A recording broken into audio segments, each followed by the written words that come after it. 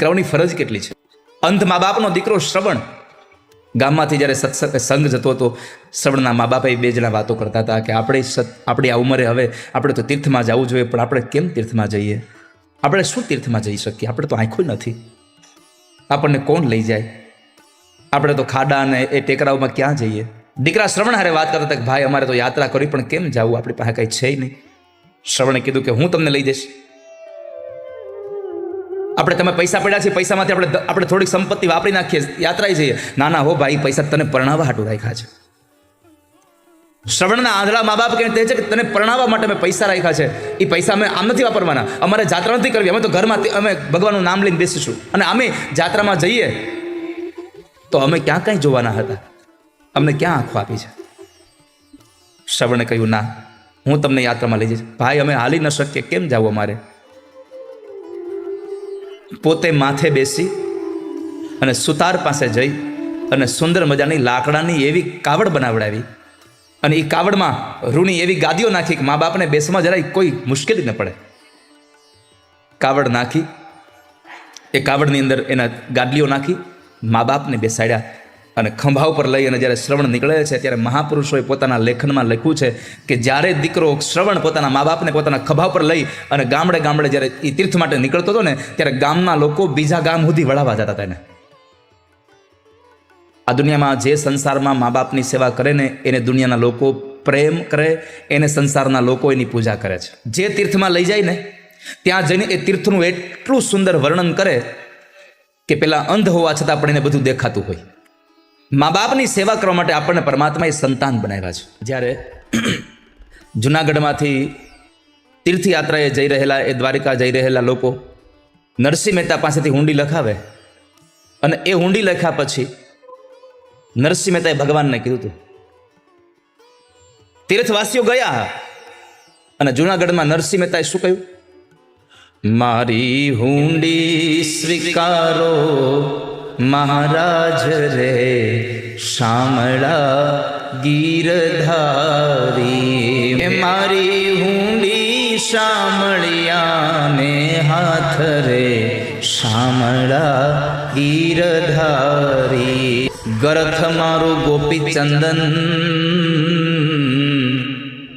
અને વળી તુલસી હેમનો હાર. આ ચૂનાણું મારે શામળો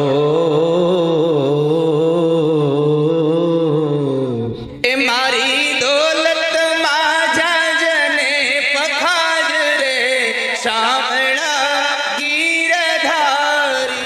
હાથમાં કરતાલ હોય અને નરસિંહ કહેતો હોય કે મારી હુંડી તમારે હાથ છે, હો ભગવાન, મારે એકમાત્ર તમારો આધાર છે.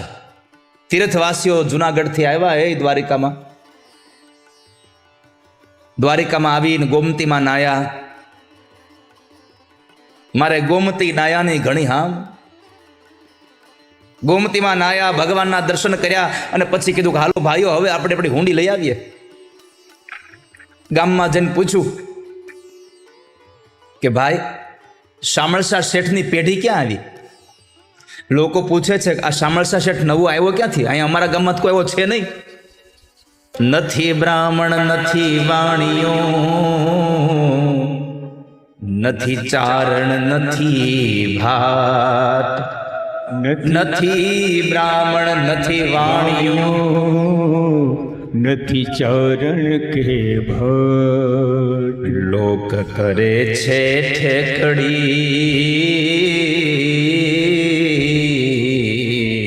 એ નથી શામળ શા શેઠ એવું નામ રે, શામળા ગીરધારી. આ ગીત જ એવું છે.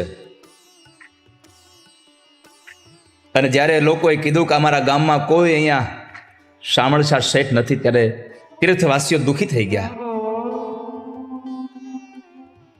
દુઃખી થયેલા તીર્થવાસીઓ એટલું બોલ્યા છે કે ભાઈઓ, આપણે છેતરાઈ ગયા. પેલો જુનાગઢનો ધુતારો આપણને ધૂતી ગયો. જુનાગઢનો ધુતારો ધૂતી ગયો એટલા શબ્દ સાંભળ્યા અને ભગવાન ઠાકોરજીથી ન રહેવાયું કે મારા નરસૈયાને ધુતારો કીધો. દ્વારકાના નિજ મંદિરમાંથી ભગવાનનું તેજ ઓછું થયું અને ઠાકોરજી શામળશાહ શેઠનું રૂપ લઈને દોડ્યા છે તીર્થવાસીઓની પાછળ. દ્વારકાના જગત મંદિરમાંથી ભગવાને રૂપ લીધું શામળશાહ શેઠનું. કેમ? અહીંયા તીર્થવાસીઓએ જુનાગઢ વાળાને ધુતારો કીધો એના કરતા વધારે પ્રભાવ હતો નરસિંહના હાથના કરતાલનો. એ ઠાકોરજી, મારે એક તારો આધાર છે. મેં તારા ભરોસે આ લખી આપી છે ઊંડી, તું લાજ રાખજે. ઊંડી લાવો હાથમાં અને આપું પૂરા દાન. તીર્થવાસીઓની પાછળ જઈને કીધું કે ભાઈ તમે ક્યાંથી આવો છો? અમે ભાઈ જુનાગઢથી આવીએ છીએ, પણ અહીંયા અમને એક હુંડી લખી આપી હતી, પણ અહીંયા શામળશાહ શેઠ કોઈ નામ નથી. પેલો જુનાગઢનો ધુતારો અમને ધૂતી ગયો. અરે હું જ શામળશાહ શેઠ છું, હું તમને ગોતું છું ક્યારનો. લાવો હુંડી લાવો. તમે કલ્પના કરો, કોરા કાગળમાં હુંડી લખી તો આને ખબર હતી કે અહીંયા 700 રૂપિયા જ આપવાના છે. હુંડી સ્વીકાર લીધી, પૈસા આપી દીધા. શામળશાહ શેઠ મારું નામ. અને પછી જે ભગવાને વાત કરી છે, હુંડી સ્વીકારી વાલે શામળે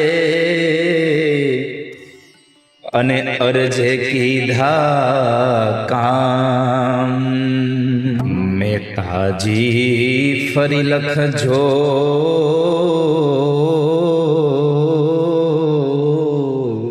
એ મુજવાણો તરસર ખાકામ રે શામળા ગીરધારી. તો તપ કરતા હતા ત્યાં સુધી તપનો મહિમા બહુ હતો.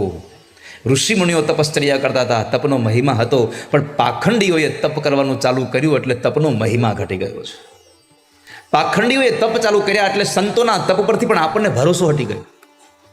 આપણા દિમાગમાં, આપણા મગજમાં, આપણી વિચારધારામાં, આ ખોપડામાં એવું ભરાઈ ગયું અંદર કે કાંઈ સાચું હોતું નથી. જ્યારથી ખોટું હોનું ગામમાં આવ્યું છે ને, પેલું પીળું, ત્યારથી આપણને સાચું હોનું નામ એવો કટકો મળે ને તો આપણે થાય કે આ ખોટું હશે, સાચું થોડું હોય. એક અવસ્થા ઉપર આપણે નિર્ણય કરીએ છીએ. ધનવાન માણસો ખોટો હાર પહેરીને નીકળે તો આપણે શું કહી, ભાઈ એ થોડું ખોટું પહેરે, એને ક્યાં તાણ છે, એ તો સાચું જ પહેરે ને. અને કોઈ માણસ આર્થિક સ્થિતિ નાની હોય પણ વર્ષોથી ભેગા કરતો પૈસા, અને એના પરિવારમાં કોઈ કે નાનું એવું ઘરેણું ખાલી પહેર્યું હોય ને તો કે હવે એને તેવડ છે લેવાની. આપણે અવસ્થા ઉપર જઈએ છીએ. માણસો ઘરને ચોખ્ખી રાખવા, મકાનને ચોખ્ખું રાખવા તો કેટલાય પ્રકારના કેમિકલ્સ યુઝ કરે છે. માણસ પોતાના શરીરને ચોખ્ખું રાખવા હાટું કેટલાય પ્રકારના સાબુ અને શેમ્પૂનો ઉપયોગ કરે છે. પણ શરીરને જેટલું ચોખ્ખું રાખવું ને એના કરતાં વધારે મનને ચોખ્ખું રાખવું તમારે. આ ત્રણેય શુદ્ધ હોવું જોઈએ. શરીર પણ સ્વચ્છ, શરીરને ચોખ્ખું કરવા માટે સ્નાન છે, મનને ચોખ્ખું કરવા માટે થઈ અને ધ્યાન, જપ, તપ છે, સત્સંગ છે, અને ધનને ચોખ્ખું કરવા માટે દાન છે. આ ત્રણ વસ્તુ ખૂબ આવશ્યક છે. આ સંસારમાંથી પવિત્રતા જતી રહી છે, સંસારમાંથી દાન જતું રહ્યું છે. દયા વહી ગઈ લોકોને. દયા એ આપણો ગુણ છે. આપણને જો દયા નહીં આવે તો એ દયાના ગુણનું અપમાન કરી રહ્યા છો. યાદ રાખજો, તમારી અંદર રહેલી વસ્તુને તમે જે કંઈ તમને મળ્યું છે એને સદુપયોગ નહીં કરો, અને કદાચ એના દ્વારા ઘણા લોકોને સરસ મજાનું ગાત આવડતું હોય પણ એ ગાય જ નહીં, તો તમારી અંદર રહેલી ગાવાની શક્તિનું તમે અપમાન કરી રહ્યા છો. તમને એવોર્ડ ન મળે તો કાંઈ નહીં. માણસને બોલવાની શક્તિ ભગવાને આપી છે, તો સારું ન બોલી શકે તો એ બોલવાની શક્તિનું તમે અપમાન કરી રહ્યા છો. હવે દાખલા તરીકે આકાશમાં ઉડતા પક્ષીઓને કેટલાય જોયા છે? બધા લોકોએ આ પક્ષીને જોયા છે. પક્ષી આકાશમાં શું કામ ઉડે ખબર ને? આકાશને માપવા માટેથી. એ આકાશને માપી શકશે કોઈ દિવસ? પક્ષીઓને ખબર છે કે અમે આકાશને ક્યારેય મેળવી નથી શકવાના, આકાશને ક્યારેય માપી નથી શકવાના, છતાં પણ સતત ઉડ્યા કરે. કેમ? પક્ષીઓ કહે છે કે અમને ઉડવા માટે પાંખો આપી છે, છતાં પણ જો અમે ન ઉડીએ તો પાંખોનું અપમાન થાય. એટલા માટે તમારી અંદર રહેલી જે શક્તિઓ છે એને તમારે સદમાર્ગે વાપરવી પડશે. લોકોમાંથી દયા જતી રહી છે. અને કાં તો ઘડીક દયા આવે, આ કોઈ બેનું ના નથી, ઘડીક કાન વહી જાય.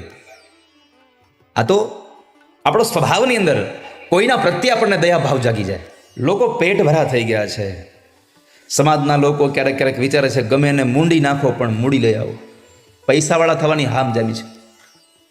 ગમે તેમ રીતે પૈસાવાળું થઈ જવું છે. પાછું જે પૈસા કમાઈએ એ પાછા વાપરવા નથી, પાછા મૂકી દેવા છે. ઘણા લોકોએ ખૂબ પૈસા કમાઈને અંદર મૂકી દીધા છે, ખૂબ કમાઈને મૂકી દીધા છે.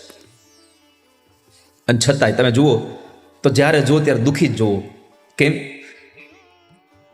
તો એનું એકમાત્ર કારણ એ છે કે માણસે જે પૈસા કમાયો છે એને મૂકી દીધા છે, એને વાપરતો નથી. સંપત્તિને વાપરશો નહીં તો તમે ક્યારેય સુખને મેળવી નહીં શકો. અને દુઃખી એટલા માટે છે કે જે નથી મેળવ્યું એને મેળવવા માટે દોડ્યા કરે છે. પરમાત્માએ જે આપ્યું છે એનો સદુપયોગ કરવો જોઈએ.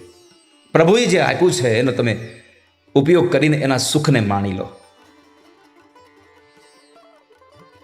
પેટ ભરા લોકો રહ્યા છે. સામેવાળા માણસને કટાક્ષમાં કઈનું કંઈ કહી દેવાવાળા લોકો રહ્યા છે સંસારમાં. સનત કુમારે પૂછ્યું, નારદ થયું છે શું? એ કયો ને. આ બધું આમ ફેરવા કરો છો આખું. સત્ય નથી રહ્યું, તપ નથી રહ્યું, દયા નથી રહી, દાન નથી રહ્યું, પવિત્રતા નથી રહી. થયું છે શું? એ કયો ને. જે થયું હોય તમને કહી દો. નારદે કહ્યું, તરુણી પ્રભુતા ગે શાલકો બુદ્ધિદાયક. નારદ કહે છે આ સંસારમાં ઘરે ઘરમાં ઝઘડા છે સનત કુમારો. ઘરે ઘરમાં પતિ અને પત્નીઓ ઝઘડા કરે છે. ઘરમાં સ્ત્રીઓના રાજ આવ્યા છે. પોતાની પત્નીઓ જેમ કે એમ પુરુષો કરવા લાગ્યા છે. અને કરવું જોઈએ. પુરુષની અપેક્ષા હોય કે મારું કયું મારી પત્ની કરે, તો પત્નીની પણ અપેક્ષા હોય કે મારું કયું મારો પુરુષ કરે. કયું કરવા વાંધો નથી. ડરીને ન રહેવું વાલા ભક્તજનો. ડરવું નહીં. ન પુરુષે પત્નીથી ન પત્નીએ પુરુષથી. ડરવા કરતાં એકબીજાની મર્યાદા રાખી, એકબીજાને માન સન્માન આપીને તમે જીવશો તો આનંદ આવશે. એકવાર આમ 100 જેટલા કપલોનું સન્માન થતું હતું. બધાને બોલાવ્યા, આમ બેહાડ્યા. એક સોફામાં 2 જણા. આમ જુઓ તો આમ સભા જાણે કોઈ દેવના દૂતોની સભા ભરી હોય એમ બેઠા હતા બધા. અને મંચ ઉપરથી સન્માનના શબ્દોના સૂર ચાલતા હતા. એમાં બરાબર કોઈ એક વક્તા એવો આવ્યો ને એને વાતમાં જરા આમ બધાને હસાવતા કીધું કે જે લોકો પોતાના પત્નીથી ડરતા હોય એ ઊભા થઈ જાય. 100 કપલ હતા, એમાંથી 99 પુરુષ ઊભા થઈ જાય. એક બેઠો રહ્યો. સૌથી પહેલા તાળીઓ વગડી. આ 99 માટે તમે તમારી સત્યતાને પકડી લીધી છે. તમે સત્ય બોલ્યા છો એટલે તમારું સ્વાગત છે. એટલે 99 ઉભા રહ્યા. એને કોઈ તાળી ન વગાડી. બીજા જેટલા બેઠા તેને તાળી વગાડી. કારણ કે એનું જેનું સન્માન થતું એ તાળી ન વગાડે પાછું. પણ જ્યારે એમ કહેવામાં આવ્યું કે તમે 99 લોકોએ સ્વીકાર્યું કે અમે અમારા પત્નીથી ડરીએ છીએ એટલે ઊભા થઈ ગયા. એમાં એક માણસ ઉભો થયો. એને કહ્યું કે હવે આના માટે એટલી તાળીઓ વગાડો, એના પત્નીથી ડરતો જ નથી. બધાએ ખૂબ તાળીઓ વગાડી. કીધું કે સાહેબ તમે ઉપર આવો. સાહેબ ઉપર આવ્યા. સાહેબનું આપણે સન્માન કરવું છે. બધા લોકોએ પોતાની હાર સ્વીકારી. આ માણસે કહ્યું કે પત્નીથી ડરતો નથી એટલે મારે તમારું સન્માન કરવું છે. આવા શબ્દોથી જ્યારે એ ઓલા એન્કરિંગ કરવાવાળા ભાઈ જ્યારે એને શણગારતા હતા ને, એને સન્માન કરતા હતા શબ્દથી, ત્યારે જે માણસ ઊભો નહોતો થયો પોતાની પત્નીથી, ડરતો નથી એવું કહેવા માટે, એણે કાનમાં જઈને કીધું ભાઈ તમે આટલું બધું કહોમાં, એ તો મારી ઘરવાળી કીધું તું ખબરદાર ઊભા થયા છો. તો સગા ભાઈને સગો ભાઈ પોતાનું કામ કરવું છે પૂછતો બંધ થઈ ગયો. છેક દૂર સુધી ફોન કરે છે. શાળાઓનો સમય આવ્યો છે. સગા ભાઈને પૂછતો નથી કે મારા કામ કરવું છે તો શું કરવું જોઈએ. શાલકો બુદ્ધિદાયક.